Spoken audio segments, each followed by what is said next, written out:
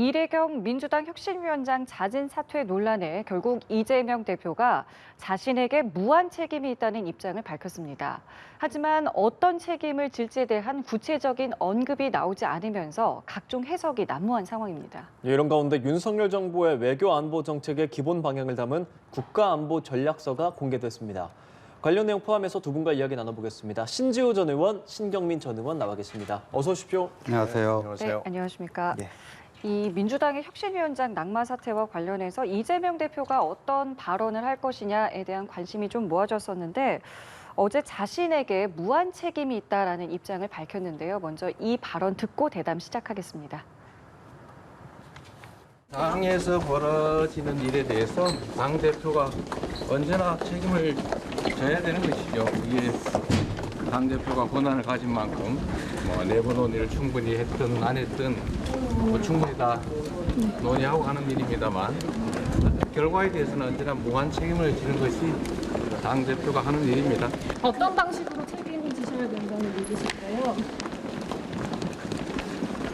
관련 사과할 계획 있으실까요? 네, 당초 어제 오전에 있었던 최고위에서 어떤 입장을 밝히지 않겠느냐 뭐 이런 관측이 있었는데 기자들의 질문에 입을 열었습니다. 무한 책임을 지겠다.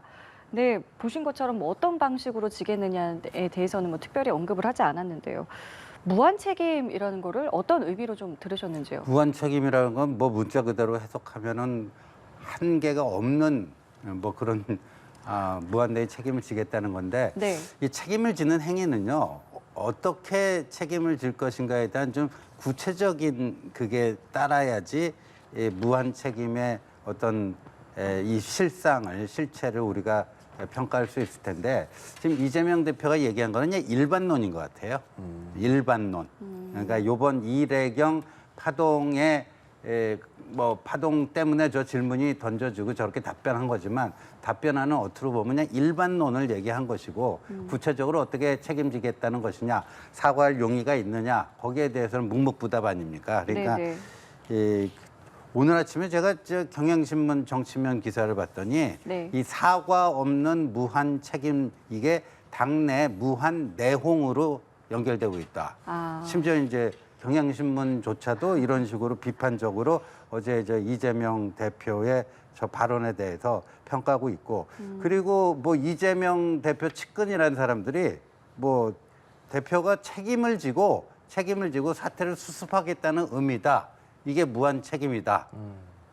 뭐 그렇게 또 뒤에서 또 이렇게 정의를 하는 거 보니까 네. 별로 뭐 본인의 지금 지위가 이렇게 흔들리거나 뭐 하는 선택은 안 할 것으로 보여집니다. 그러니까 지금의 현장 유지를 하면서 그냥 평소의 소신 정도를 뭐 말하는 네. 것이다라고 분석을 해주셨는데 무한 책임에 대해서 어떻게 좀 들으셨습니까? 뭐 별 내용이 없는 것 같은데요. 그냥 원칙론이라는 신 의원의 얘기는 맞고요. 네. 사과라는 게 예. 정치인들이 말과 행동에 책임을 지기 때문에 사과하는 일이 꽤 많습니다. 그렇죠. 정치를 하다 보면. 예, 예. 근데 대개 몇 가지 원칙이 있어요.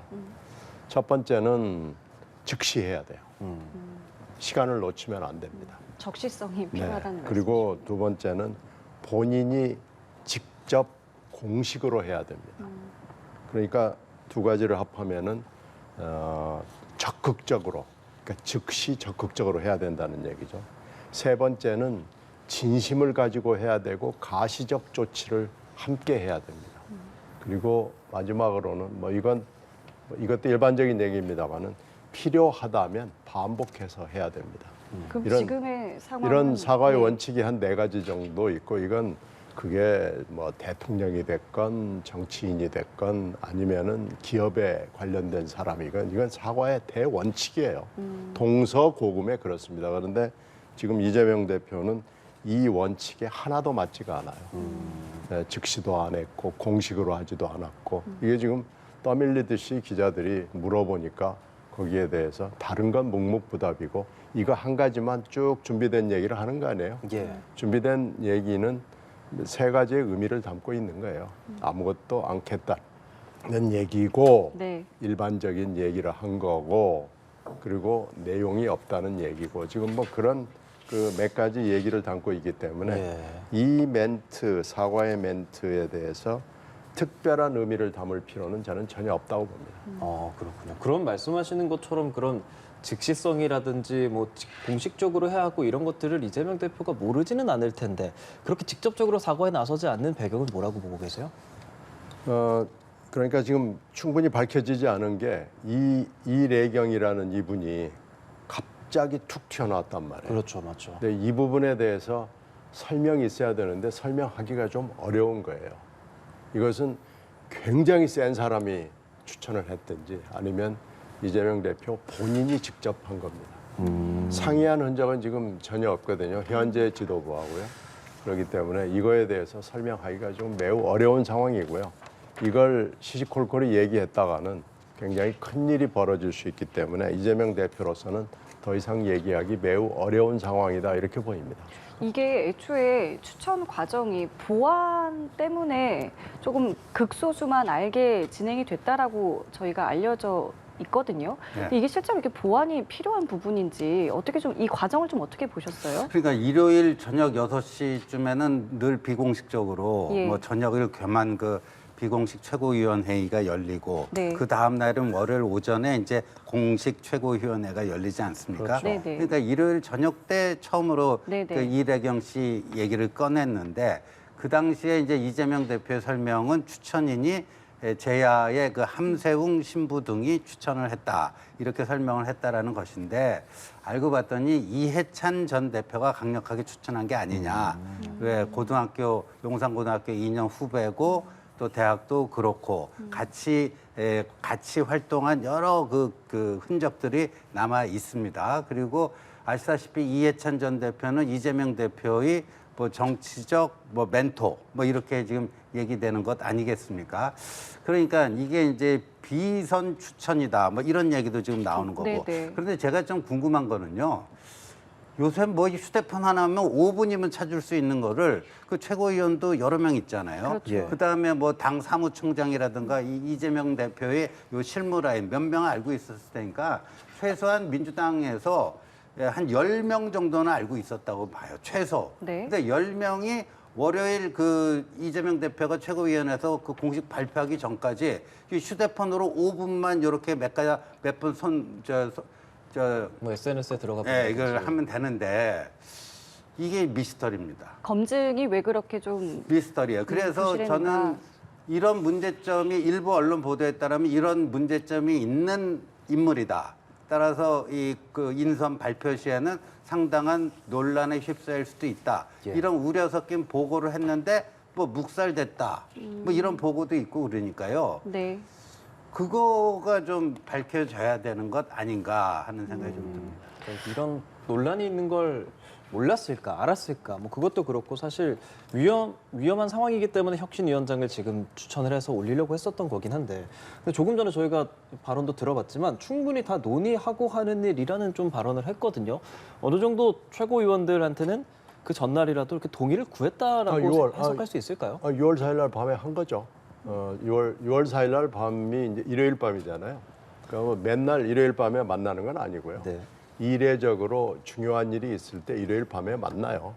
근데 이제 그건 아주 드문 일이기는 한데 6월 4일 날 밤에 만나자고 최고위원회 위원들을 비공식으로 소집했을 때는 예. 굉장히 중요한 일이 있다라는 것을 예고를 한 거고 거기에 다 굉장히 긴장을 하고 들어가서 들은 결과가 이거거든요. 예. 네. 그리고 그 최고위원회 전역하기 불과 몇 시간 전인 오후 2시에는 더 혁신 회의에 출범식을 합니다. 더 혁신 회의는 원외위원장을 중심으로 해가지고 당원들을 모으고 여기서 뭐 하여튼 새로운 혁신의 계획도 짜고 사람들도 충원하고 당원도 모으겠다는 거거든요. 그러니까 더 혁신 회의를 띄우고 혁신위원장을 이 사람으로 하겠다고 통보한 날이에요. 그러니까 6월 4일이라는 날이 예. 5월 14일 혁신의총에서 의결한 혁신의 위원회 그리고 혁신의 방향에 대해서 대표가 공식화한 날입니다. 네네. 물론 6월 5일 아침에 공개했지만요. 그러니까 6월 4일이 이재명 대표로서는 중요한 D-Day였던 거예요. 그러니까 6월 4일 날 혁신의 마스터 플랜을 내놓은 건데 그게 이제 알고 보니까 결국 6월 5일 날 공개되고 나서 쭉 점검을 해보니까 이게 짝퉁 혁신위원회로 된 거죠. 지적하신 그 검증 부실에 대해서는 좀 어떻게 보셨어요? 검증이라는 것 자체가 없었습니다. 없었다고 그러니까 보세요. 두 가지 가능성이 있는데 이건 네. 굉장히 센 사람이 지금 뭐 이해찬 전 대표를 얘기를 하는데 그것도 가능성 중에 하나일 뿐이고요. 아마 복수로 굉장히 센 사람이 뭐 이해찬 대표가 들어갈 수도 있고 안 들어갈 수도 있고 예. 학연이 굉장히 겹치는 건 맞아요. 용산고등학교에 서울 예. 공대 뭐 그래서 겹치는 건 맞고 그런데 이미 이래경이라는 분이 2019년부터 상당히 오랜 기간에 걸쳐서 이재명 대표와 굉장히 친한 사이입니다. 이재명 대표가 위기에 처했을 때 이재명을 지키기, 구하기 위원회에 적극 활동을 했던 분이고요. 이분이 결국은 여러 사람의 운동권의 여러 사람하고 이재명 대표 본인을 포함해서 여러 사람과 굉장히 가까운 사이고 친한 사이입니다. 예. 자, 이 이래경이라는 이 혁신위원장 사퇴를 했습니다마는 이분이 입장문도 냈어요. 입장문을 냈는데 이제 자신의 이 발언이 좀 과했다라고 인정은 했지만 사실 천안함과 관련해서는 정확하게는 원인 불명 사건이다라는 게 나의 입장이다라고 했어요. 뭐 일단은 사퇴를 했기 때문에 개인 의견이라고 저희가 봐야 되는 거겠습니까? 그렇죠. 그러나 이제 여지는 계속 이어지고 있는 건데 굉장히 비겁한 해명이다 이렇게 보여집니다. 우리가 그러니까 천안함 원인과 예. 관련해 가지고요. 지금 이래경 씨는 원래 자폭이라는 말을 썼잖아요. 예. 그러니까 미국이 뭐 음모를 해서 천안함이 자폭한 거다. 네. 근데 우리 정부의 공식 발표는 북한의 그 어뢰 어뢰를- 공격에 대한 폭침이다. 예. 그러면 자폭이냐 폭침이냐 아니면 그도 아닌 원인 불명이냐 이거 크게 보면 선택지가 세 개 있는 거 아닙니까? 그렇죠. 근데 자폭이라고 했던 사람이 갑자기 그러니까 예스, 노, 나는 모르겠다. 이 세 가지가 있는데 갑자기 자폭이라고 했다가 나는 모르겠다 이렇게 빠져버리면서 그 자폭이라고 했던 게 과잉 표현이다? 그건 아니죠. 과잉은 같은 계열 내에서 조금 표현을 세게 한 거를 과잉 표현이라고 그러는데 이거는 아예 그냥 선택지가 달라지는 거 아닙니까? 굉장히 비겁한 해명을 저렇게 하고 있구나 하는 느낌입니다. 예, 실제로 지금 권칠승 민주당 수석 대변인 같은 경우에도 이 천안함 전 함장과 관련해서 좀 논란이 있었기 때문에 네. 사과를 했고 오늘도 이제 네. 만나서 사과를 할 예정인데 이 이래경 전 민주당 혁신위원장은 이런 입장문을 내고 있단 말이에요. 지금 네. 이런 분위기가 민주당으로서는 썩 글쎄요. 지금 뭔가를 잘하기 위해서 혁신위원장도 세우고 혁신기구를 만들려고 하는데 굉장히 좀 잡음이 많다는 생각이 듭니다. 글쎄 잘해보자고 혁신위원장을 세웠는데 혁신위원장의 과거 발언, 특히 천안함 발언 때문에 오히려 짐을 민주당이 더 지게 된 묘한 형국이 됐어요. 이건 지금 원치 않은 방향이고 여기에다가 또 권칠승 수석 대변인이 대변인으로서는 입에 담지 않는 단어예요. not X라는 표현을 썼는데 이건 공식 브리핑에서 사용하지 않는 말입니다. 이 비속어입니다. 비속어도 상당히 좀 저질스러운 비속어인데 뭐 지휘관의 자세, 뭐 지휘관의 책임 뭐 이런 정도 썼더라면 혹시 모르겠어요. 근데 하여튼 잘못된 이 얘기를 괜히 수석 대변인이 해가지고 일을 더 키웠고 또 뭐 장경태 최고위원이 또 쓸데없는 얘기를 해서 일을 더 키우고 예. 저는 이 천안함 수렁, 특히 이래경 수렁에서 빨리 벗어나는 것이 지금 혁신이 문제가 아니고요. 일단 이 덫에서 이 수렁에서 빨리 벗어나는 게 급선무로 보이고요. 네. 이건 잘못됐어요. 그러니까 사과하고 금방 제가 말씀드린 사과의 4대 원칙이 있는데 네. 사과의 4대 원칙에 충실히 따라서 사과하고 끝낼 일입니다. 근데 이게 지금 국민의힘에서는 오늘 윤리특위 제소한다고 하고 대변인 사퇴하고 뭐 대표에 대한 사과는 뭐 당연히 그렇고 대변인 사퇴하고 뭐 의원직에까지 이야기를 하고 있는데 그에 대한 어떤 조치까지도 좀 필요하다고 보십니까? 글쎄 뭐 지금 국민의힘은 뭐 때는 잘 됐다 그러고 뭐 할 수 있는 거 전부 다 하는데 이게 뭐 의원직까지 걸어야 될 일인지는 모르겠는데요. 대변인직 문제는 한번 생각해 볼 만한 문제라고는 생각을 해요.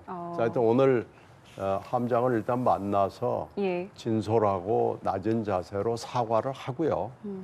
그걸 또 국민들도 평가하고 그 최 함장도 평가하지 않겠어요? 예, 예. 그러니까 이걸 좀 보고 저는 얘기를 이어가는 게 좋을 것 같은데요. 하여튼 빨리 이 논쟁에서는 더 이상 머무를 이유가 전혀 없다고 봅니다. 그런데 민주당 입장에서 이제 빨리 탈출하고 싶겠죠. 그런데 이게 지금 이래경 씨라든가 권칠승 수석 대변인 개인적인 뭐 일탈 발언인가 그렇게 생각이 안 되거든요.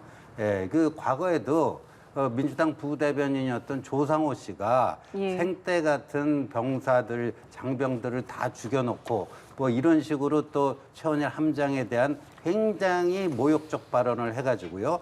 당시 대표가 송영길 대표였는데 송영길 대표가 직접 사과하고 고개도 숙이고 그랬습니다. 그러니까 이게 우발적 몇몇 개인들의 우발적 실언이라기보다는 조상호 씨 그 발언부터 시작해갖고 요번에 이래경 씨 이 발언이라든가 권칠승 대변인의 이런 얘기들 이게 그러면 그 우연의 일치인가? 그러니까 민주당이 그 문재인 정부 때도요, 뭐 사회 수호의 날 그랬는데 문재인 대통령도 첫 번째, 두 번째 다 행사 참석하지 않고 세 번째 참석했는데 좀 그 누구죠? 그 민평기 상사의 어머니인 그 윤청자 여사가 가서 북한 소행인지 예. 분명하게 밝혀달라 뭐 이렇게 할 정도고 그리고 이렇게 또 이제 권칠승 대변인이 뭐 마지못해 여론에 떠밀려서 사과를 했는데 최고위원이라는 사람들이 장경태 최고위원이 아니 그 저기 천안함 현충일 추념식 끝나고 나서 그 최원일 예, 함장이 예. 찾아가서 함장 그 한 거 여기는 저 국회의원급 뭐 장관급만 올 수 있고 딱 펜스가 쳐 있는데 어떻게 여기 와갖고 거기까지 와가지고 저기 항의를 했는지 그것부터 먼저 규명돼야 지적을 된다. 했죠. 예. 그러니까 뭐 한 언론에서는 초선 이제 선수는 초선인데 특권 의식은 5선급이다. 뭐 이런 얘기도 나오고 이재명 대표가 지명직 최고위원 임명한 서은숙 최고위원도 이 최원일 함장에게 엄한 징계가 있어야 된다. 그러니까 아직 전혀 반성의 기미가 나타나고 있지가 않아요. 그래서 이런 발언은요, 6.25 전쟁이 김일성에 의한 남침이 아니라 북침이다 하는 거랑 똑같은 거예요. 뭐가 다릅니까? 딱 이 발언은 김정은 기쁨조나 할 수 있는 발언을 한국의 국회의원이 한 거라면 기본적으로 국회의원의 자격이 없다 이렇게 저는 생각합니다. 예, 그래서 지금 신 의원 말씀이 좀 지나친데 근데 하여튼 때는 잘 됐다 그러고 지금 막 몰아붙이는 거죠. 그런데 그렇게까지는 할 필요는 없고요.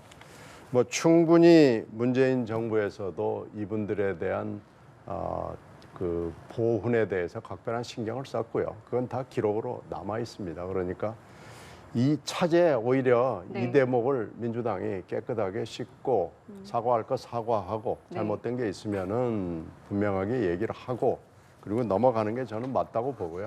예.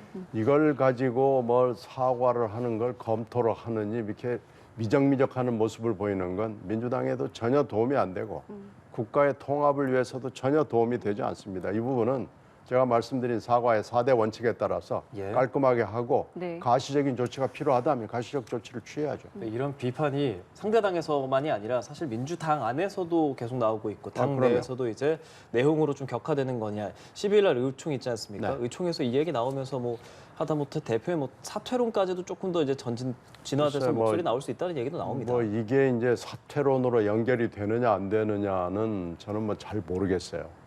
다만 이 천안함 문제는 깨끗하게 정리하고 넘어가는 게 맞고요.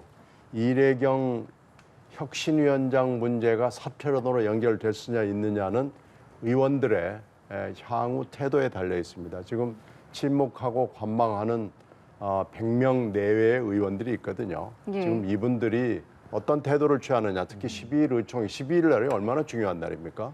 12일 의총에서 어떤 태도를 취하느냐, 어떤 발언을 하느냐, 그리고 이 비공개 의총에서만이 아니고 공개적인 자리에서 어떤 얘기를 하느냐에 달려 있다고 봅니다. 낙마 사태와 천안함 발언뿐만 아니라 이 혁신 기구 자체에 대한 논의도 좀 필요해 보이는데 지금 이 상황에서 어디서부터 좀 시작을 해야 된다고 보세요? 지금 6월 4일 날 이재명 대표가 공개를 하고 또 발표를 한 걸로 봐서는 예. 더혁신회의로 민주당을 송두리째 체질 변경을 하고 사람을 바꾸겠다는 거고요. 혁신위원회는 본인의 측근, 본인의 어떤 팬클럽의 고문에 해당되는 사람을 불러다가 혁신위원회를 적당히 짝퉁으로 만들어야겠다는 것이 이미 나온 거예요. 근데 이거에 대해서 지금 친문 관망파 의원들이 침묵하고 있는 거예요. 계속해서 침묵하고 있는데 이 얘기는 뭐냐면은 친문 관망파 의원들을 포함해서 네. 이재명 대표가 하여튼 할 수 있는 모든 일을 다 하겠다라고 얘기하는 거예요. 당을 송두리째 바꾸겠다. 공천도 송두리째 뭔가 손을 보겠다라고 선언을 한 겁니다. 네. 여기에서까지 친묵 관망파 의원들이 침묵하고 관망한다는 것은 저는 좀 이해가 되지를 않습니다. 그래서 이건 굉장히 중요한 선언을 한 혁신의 방향을 얘기한 만큼 네. 혁신의 방향에 대해서 분명히 얘기를 해야 되고요. 5월 14일 날 혁신의총에서 얘기했던 혁신의 방향이 이재명 대표가 6월 4일 날 얘기한 혁신의 방향하고 맞느냐에 대해서 의원들이 토론을 해야죠. 그것이 이제 12일에 의총에서 어떤 이야기들이 그렇죠. 나오는지를 저희가 지켜봐야 된다는. 거기서 나와야 되고 필요하다면 지금이라도 오늘이라도 네. 얘기를 해야 됩니다. 어떻게 지금 보고 계세요? 이게 지금 원점보다도 더 뒤로 갔다라는 분석까지 나오고 있는 상황입니다. 그렇죠. 뭐 그 밑좌 본전이란 말을 있는데 본전도 아니고 오히려 해가지고 예. 마이너스를 기록한 것 같고 지금 뭐 한겨레 신문, 경향신문조차도 이거 뭐 인사 참사다, 이재명 리더십의 최대의 위기다, 예. 뭐 이런 표현을 쓸 정도니까 이건 뭐 좌우 여야 할 것 없이 지금 민주당 이재명 후보가 최대의 위기를 맞고 있다라고 생각하는데 저는 지금 더 이상 이제 혁신위원회 구성하는 것은 동력을 이미 상실해 버린 게 아닌가 하는 생각이 들고 오히려 뭐 이상민 의원 등을 중심으로 해서 네.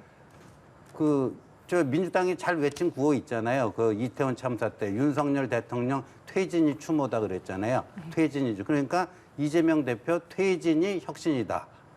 이재명 대표 퇴진이 혁신이다. 라는 목소리가 더 크게 나올 뭐 것이다. 그 목소리가 커질 수밖에 없고 뭐 12일 의원총회 근데 12일이 또 저 윤관석 의원하고 이성만 예. 의원 본회의 체포 동의안 그게 있고 예. 정청래 의원이 자당 상임위원- 출신의 국회의장인 김진표 의장을 상대로 소송까지 불사하면서 행안위원장을 반드시 사수하겠다는데 그것도 12일 의총에서 결론이 난답니다.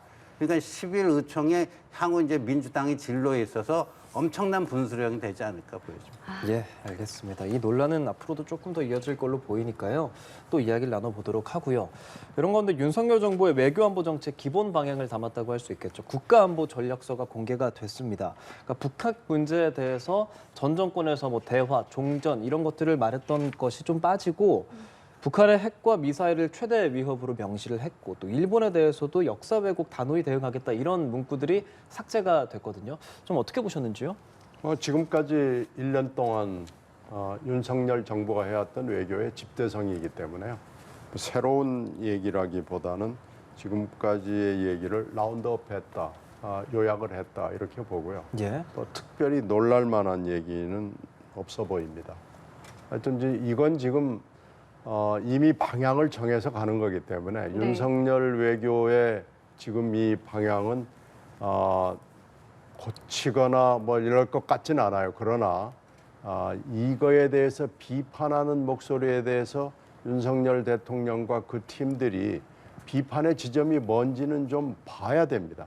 계속 이렇게 갈 수 있는 것인지 지금 현재 이거의 바탕이 되는 게 지금 중미 관계인데 중미 관계에도 여러 가지 평가가 있고 우리들이 옆에서 보기엔 중미 관계가 약간의 이중성을 보이고 있어요. 그러니까 도대체 이렇게 1년 동안 나간 거에 대해서 왜 국민들이나 야당이 계속해서 비판의 지점을 보이고 있는지를 한번 좀 보고요. 이 방향이 과연 맞는 것인지도 한번 생각을 해보고 외교는 방향을 한번 정해서 가버리면 이게 수정이 좀 어렵습니다. 예, 굉장히 어렵습니다. 그래서 이 부분에 대해서 너무 고집을 부리지 않는 자세, 유연함을 외교에서도 보여주기를 희망합니다. 예, 박광훈 원내대표는 이게 대한민국이 아니라 강대국 이익 우선 전략서에 가까워 보인다라는 논평을 좀 냈습니다. 근데 그 엊그저께 대한민국이 또 세 번째로 유엔 안보리 비상임 이사국이 됐는데 네. 그 전에 될 때보다 표를 더 많이 얻었습니다. 180표. 그러니까 대한민국 외교의 뭐 쾌거다 뭐 이런 얘기가 나오고 있는 것이고 윤석열 정부 1년 동안은요. 그 부실해진 한미 동맹이 단순한 복원을 넘어서 정말 포괄적인 글로벌 동맹으로 이렇게 됐고요.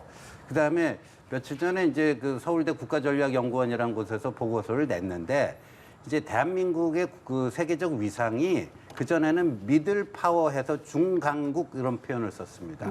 미들 파워. 근데 그레이트 파워로 그러니까 강대국이 된 것이다. 그러니까 초강대국, 슈퍼 파워는 아니지만 그래서 이미 우리가 지난번에 이제 누리호 성공한 것도 우주 G7이 된 거 아닙니까? 그리고 지금 군사력 면에서 세계 6위입니다. 그다음에 무역 그 양도 세계 6위고요. 네. 그래서 우리가 이제 G7에 들어가서 G8 국가가 돼야 되는 거 아니냐 할 정도로 대한민국의 국가적 위상은 높아졌습니다. 네. 그리고 과거에 이제 그 미중이 서로 협력하던 그 시대는 끝났기 때문에 그래서 최근에 이제 국제 질서를 신냉전이다, 뭐다 이런 게 있는데 중국을 완전히 배제하고 하자는 게 아닙니다. 근데 그래서 이제 그 지난번 G7 회의에서도 디카플링이 아니라 디리스킹이다 네. 하는 그런 새로운 이제 용어가 나오고 중국과의 교류는 계속 해야 되는 겁니다. 근데 예를 들어서 중국이 우크라이나를 침공한 러시아를 도와주고 뭐 하고 하니까 군사용으로 전용될 수 있는 첨단 기술 이런 부분만큼은 조심스럽게 접근하자 하는 게 그거고 중국과의 관계를 끊자라는 게 아니에요. 근데 오늘 저녁에 이재명 대표가 여기 주한 중국 대사를 만나서 만찬을 하고 뭐 얘기를 하는데 최근에 중국이 보면요. 한국 야당의 이 움직임을 굉장히 예의주시하면서 후쿠시마 오염수 문제에서 더 강력하게 뭐 대응해서 뭐 중국과 손을 잡고 뭐 이런 건데 이런 거라면 이거는 그러니까 민주당이 그러니까 한미 동맹의 중요성, 한미일 협력 관계의 중요성을 인정하는 속에서 중국과도 조금 더 유연한 외교를 하라. 우리 이제 신경민 의원 같은 어드바이스는 충분히 경청할 만한데 네. 이 미일이 아니라 북중러하고 뭐 잘 지내야 된다. 이런 식의 뭐 후쿠시마 오염수 문제에서도 중국하고 연대를 해야 된다. 네. 이렇게까지 나가는 거는 그거는 완전히 궤도 이탈이다 이런 생각이 듭니다. 네, 알겠습니다. 이번에 좀 주제를 바꿔보겠습니다.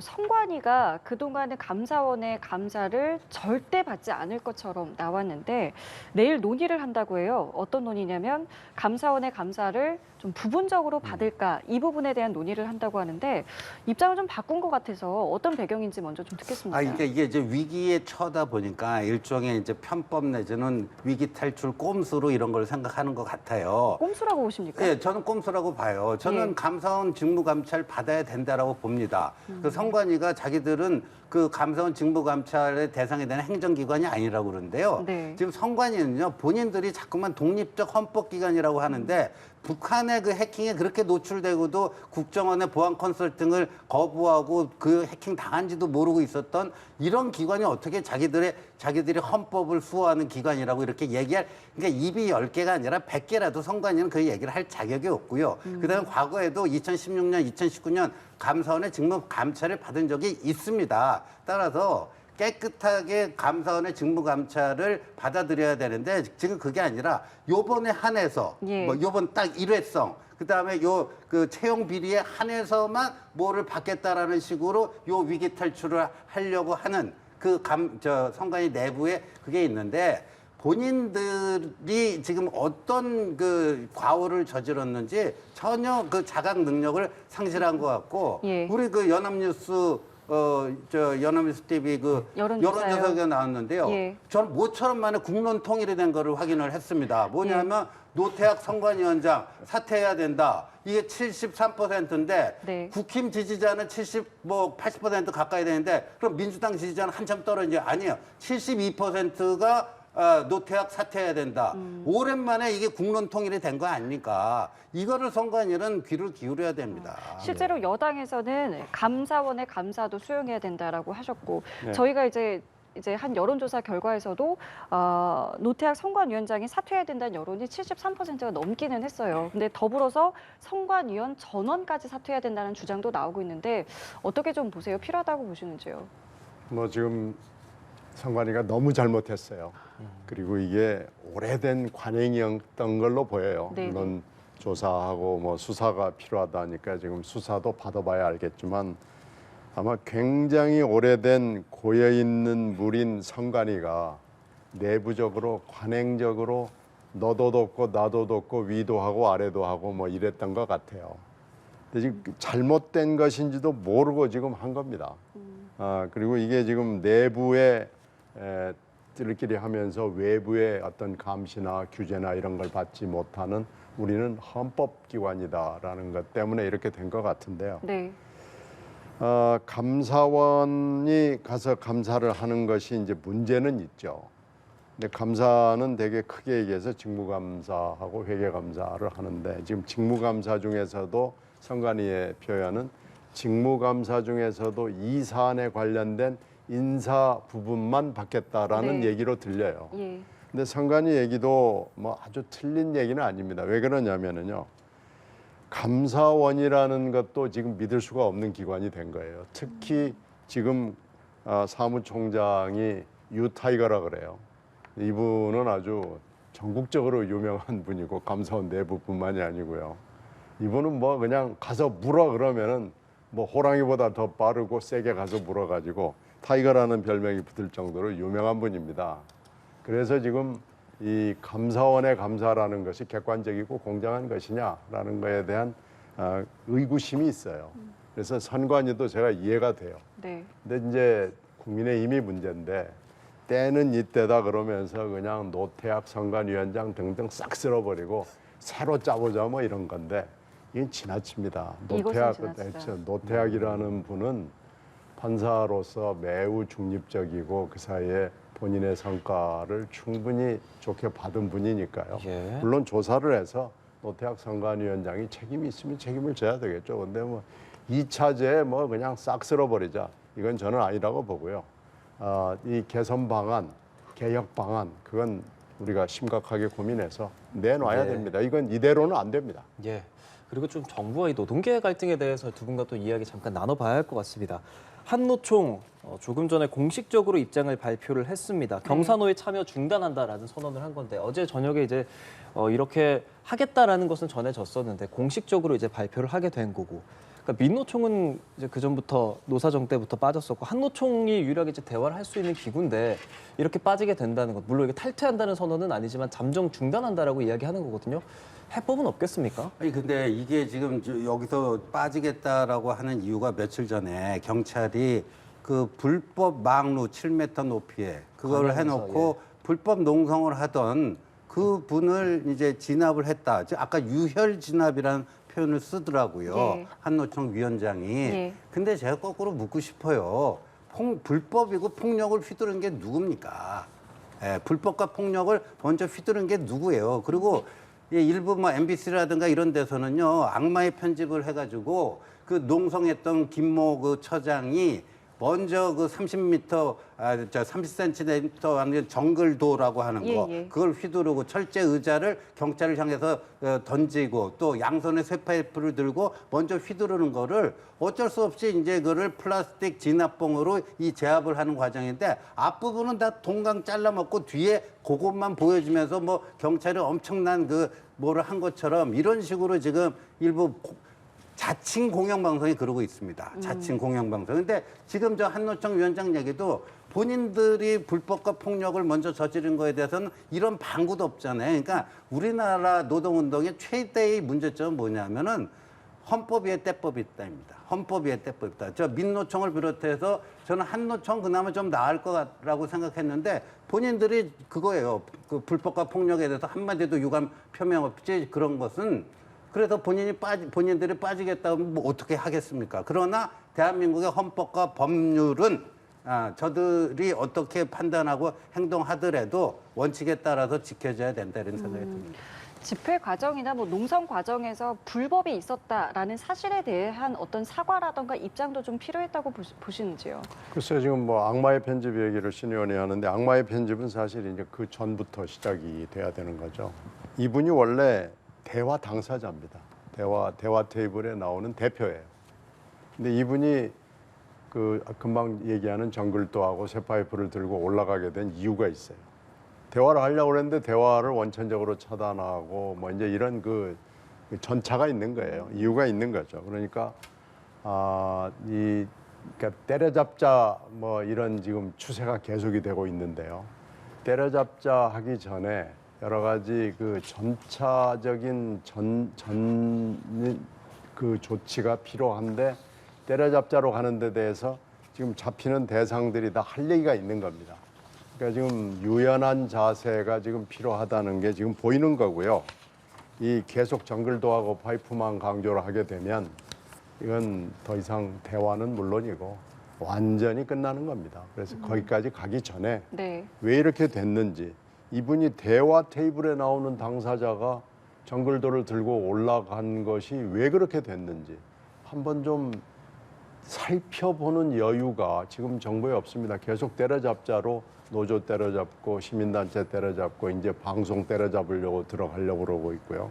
이제 선관위 지금 때려잡으려고 들어가고 그러는데 때려잡자로 국가 운영이 안 됩니다. 그러니까 일단 좀 한 번씩 살펴보고 왜 이렇게 됐는지를 보고 개선할 점이 뭐가 있는지 정부가 해야 될 일이 뭔지를 좀 살펴보기 바랍니다. 그런데 그 문재인 정부 때 그 뭐 때려잡자를 거의 포기를 했죠. 때려잡자는 하나도 안 하고 다 들어줬어요, 웬만한 거.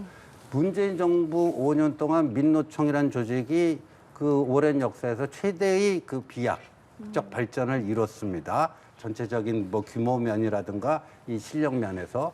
그런데 결국 결과적으로 어떻게 됐죠? 그러면 좀 이렇게 이 대한민국의 헌법 질서에 좀 순응을 하고 순치가 되고 그랬습니까? 안 그렇잖아요. 더 많은. 그리고 우리 저 신경민 의원님 말씀은 제가 좀 무슨 의미인지는 알겠는데요. 그러면 그 자기 얘기 안 들어줬다고 불법과 폭력 써도 된다는 얘기입니까, 그러면?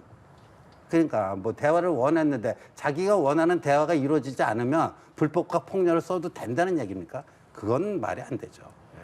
예, 알겠습니다. 오늘 저희 두 분 말씀은 여기서 마무리 짓도록 하겠습니다. 지금까지 신지호 전 의원, 신경민 전 의원과 함께했습니다. 두 분 고맙습니다. 잘 들었습니다.